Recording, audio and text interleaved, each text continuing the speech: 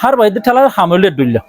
দিনই ঠেলিব দি ঠেলার মধ্যে একনি করি ও গত হার আওয়াজ নিলে আর গত হার আওয়াজ না নিলে তুই কিন্তু কি মানুষ তো ফরক করতে মুশকিল হয়ে যাবে ইয়া কিছু হতো না এবার তুই হার আওয়াজ নিলে এবার তুই হার আওয়াজ নিলে মানুষ তুই বেশি কনফিউজ হয়ে যাবে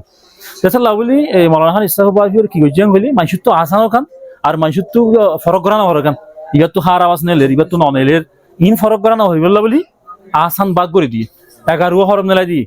যেতুন মানে কি 11 হরফ ইনরে মানে ওনারা বুদ্ধি করিবা এতুনের মধ্যে হামা ইন তো হার আওয়াজ নিয়ে লিব একনি হার আওয়াজ নিয়ে লিব আচ্ছা বলি ইনরা আর যেটা বুদ্ধি হইজু ইনমা হার বাজি আর বাকি ইনমা ঠেলা দিয়ে ইনরে বুদ্ধি হইলে হার আওয়াজ ননে লিব যখন আর তো আসান এই দেখি হন্নত হার আওয়াজ নেলের হন্নত ননেলের আর তুমি আর ফরক করা না হরে